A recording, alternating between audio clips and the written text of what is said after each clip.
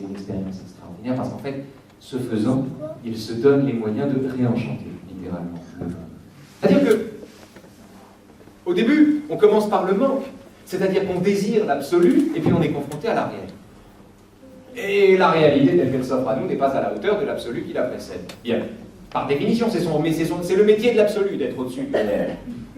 Le réel ne peut pas être à sa hauteur, ce serait absurde si vous voulez. Alors il dit, plutôt que de fonctionner comme ça, on va faire l'inverse. On va s'intéresser au singulier. Et les vrais éducateurs dans la recherche, ce sont les gens qui lui apprennent à re-regarder avec de meilleurs yeux ce qui jusqu'ici l'avait déçu parce qu'il avait traduit les données de sa perception dans la langue de son attente. Il attendait quelque chose d'extraordinaire et sa perception lui présente une petite chose banale. Donc forcément, traduire les données de sa perception dans la langue de son attente, c'est dire ben, cette église n'a aucun intérêt. Alors que si on part du réel et de l'expérience que nous faisons du réel, de ce qu'on a sous la main, de ce qui vient maintenant, de ce qu'on a là, alors si on se donne ce point de départ-là, l'imagination est hors jeu, au profit d'une sensibilité qui nous rend au monde et qui rend le monde à nous. Ou plus exactement, qui cesse de nous faire prendre nos désirs pour des réalités, pour nous faire prendre la réalité pour notre désir. Et c'est cette école, qui est l'école spinoziste, qui est l'école proustienne également, qui est l'école de la recherche du temps perdu. Alors, il y a deux expressions, deux moments dans la recherche. Pour bien fixer ça, je veux ici vous donner. Il y a la première rencontre avec la duchesse de Guermantes. Il voit une blonde avec un grand nez, des yeux bleus et perçants, une cravate bouffante en soie mauve, lisse, neuve et brillante, et un petit bouton au coin du nez. Or, avant, son imagination l'avait représentée comme Esther, comme Geneviève de Brabant, toujours enveloppée, dit-il, du mystère des temps mérovingiens et baignant comme dans un coucher de soleil dans la lumière orangée qui émane de cette syllabe, hante. Puis après, il voit une dame, qui n'est qu'une dame. Bon. Alors il est là, il dit, c'était elle, ma déception était grande. Et à un autre moment de la recherche, le narrateur se promène dans une calèche avec Madame de Lifariti et sa grand-mère sur les chemins de la côte fleurie normande. Et il voit 3 peupliers à la hauteur de Hudi-Ménil. Il voit 3 peupliers. Et alors il est très surpris parce que c'est la première fois qu'il passe par là.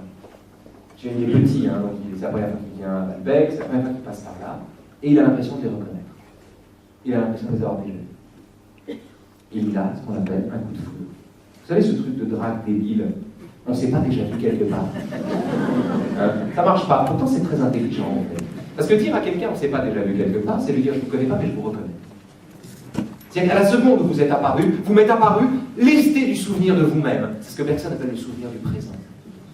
Vous m'êtes apparu lesté du souvenir de vous-même, ça s'impose à moi. J'ai un coup de foudre, j'ai pas besoin d'histoire. C'est d'ailleurs pour ça qu'en général les amoureux se disent tu crois pas que c'était écrit qu'on se rencontre?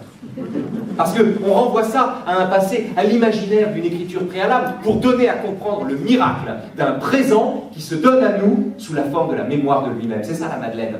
La Madeleine, c'est pas un retour au village de son enfance, c'est une réalité qui se donne à lui par le biais de la mémoire. Mais une mémoire est une mémoire immédiate, la mémoire du présent. On renoue avec le réel.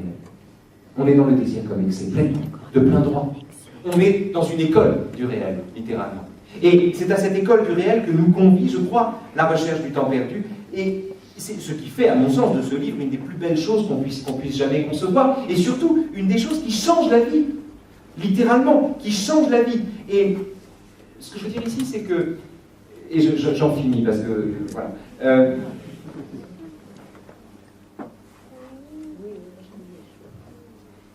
Vous savez, quand on accompagne quelqu'un, l'agonie de quelqu'un, quand on lui tient la main et qu'il meurt, on a beau l'avoir accompagné pendant des mois, quand cette personne la meurt, on est surpris. Ça fait un choc, ça fait un choc. Un drôle d'effet. Pourtant, si on y réfléchit bien, il est extrêmement surprenant que la mort nous surprenne. Rien n'est plus prévisible. Hein. S'il y a bien une chose à quoi on peut s'attendre, c'est celle-là. Or, que nous enseigne le fait, comme dit Jankélévitch, Vladimir Jankélévitch, que la mort est toujours jeune, que tout homme soit le premier à mourir? Que nous enseigne ce fait-là? Que la vraie surprise dans l'existence ne vient pas d'un désir pensé comme manque qui attend le comblement imaginaire du manque qui est le sien. Ne vient pas non plus du caractère insolite de ce qui apparaît, du genre du truc surprenant. Si quelqu'un se mettait là soudain tout nu, là, on serait surpris. Bon, on serait surpris, mais on serait aussi surpris, si vous voulez, que si on voyait quelqu'un courir tout nu sur un stade de foot. C'est-à-dire, ce sont des surprises répertoriées. Ce sont des surprises banales. C'est pas très intéressant, je le dis à l'intention de quelqu'un qui pourrait avoir l'intention de se dessaper. Là, je dis, sachez-le, ce que vous ferez est banal. Il n'y a aucun intérêt, n'est que passablement surprenant, c'est-à-dire qu'on en parlera à peine à table après. Ce qui est surprenant, c'est pas l'arrivée de trucs auxquels on ne s'attend pas. Ce qui est surprenant, c'est là que le désir pensé comme excès, je crois, change la vie, enfin les expériences qui en témoignent changent la vie. Ce qui est vraiment surprenant, c'est quand les choses arrivent, quand bien même on s'y attend. Je vous donne un exemple, vous avez un rendez-vous galant. Vous avez rendez-vous, elle va descendre. Vous êtes en bas de l'immeuble, vous envoyez un SMS, je suis là. Vous avez un retour immédiat, j'arrive. Bon. Et bien vous savez quoi? Elle arrive quand même. Elle arrive. C'est-à-dire que vous allez fixer la porte. Il y a un moment, la porte va s'ouvrir et ce sera elle. Et ce sera elle. Et l'émotion, la surprise, l'espèce de surprise que vous allez éprouver à ce moment-là est incomparablement supérieure au caractère anecdotiquement surprenant d'un truc auquel vous ne vous attendez pas. C'est l'ultime leçon enfin, l'ultime. Il y en a une infinité, on pourrait rester des années là-dessus, une vie entière là-dessus. D'ailleurs, on passe une vie sur cette question-là. Nous passons tous la vie autour de cette question, à tourner autour de cette question et à juxtaposer des expériences qui disent une chose ou l'autre.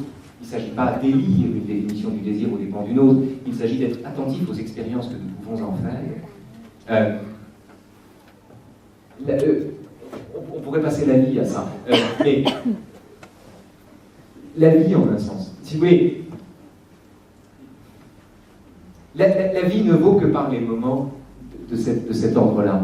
C'est-à-dire les moments où nous savons être surpris par ce à quoi nous nous attendons. On dit souvent, dépêche-toi de vivre, vis chaque instant comme si c'était le dernier. Je dis, bon, je l'angoisse. Vas-y, l'hédonisme anxieux. Vis chaque instant comme si c'était le dernier. Je dis, pas du tout, ça ne me va pas. Or, la qualité d'un instant, c'est d'être à la fois le dernier, mais également le premier. Et la leçon d'un désir pensé comme excès, ça n'est pas de vivre chaque instant comme si c'était le dernier, parce qu'on ne va pas thésauriser tous les instants qu'on a vécu comme si c'était le dernier au moment de mourir. On ne va pas mourir riche, hein. Donc on ne va pas les thésauriser, ces moments-là. On ne va pas les accumuler, ça ne s'additionne pas. En revanche, nous avons, fidèles en cela à la surprise extrême que constitue la mort, qui est pourtant l'événement le plus attendu et le plus prévisible qui soit, fidèles à cette leçon-là, nous avons toujours la ressource joyeuse, c'est-à-dire sans espoir, mais gaie, de vivre chaque instant comme si c'était le premier. Je vous remercie de votre attention.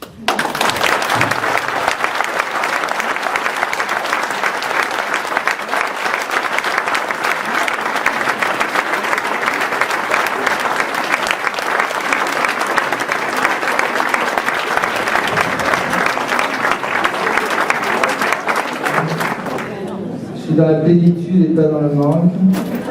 Alors on va se donner peut-être un petit quart d'heure d'échange entre nous, et puis ensuite on vous donnera la parole, parce que je vous ai dit tout à l'heure, on a ce problème de parking, donc il faudrait qu'à 9h on arrête tout ça, 9h10 au maximum, pour qu'ensuite on puisse aller aussi à la table de la librairie Charlemagne, qui nous fait l'amitié d'être là pour dédicacer les ouvrages.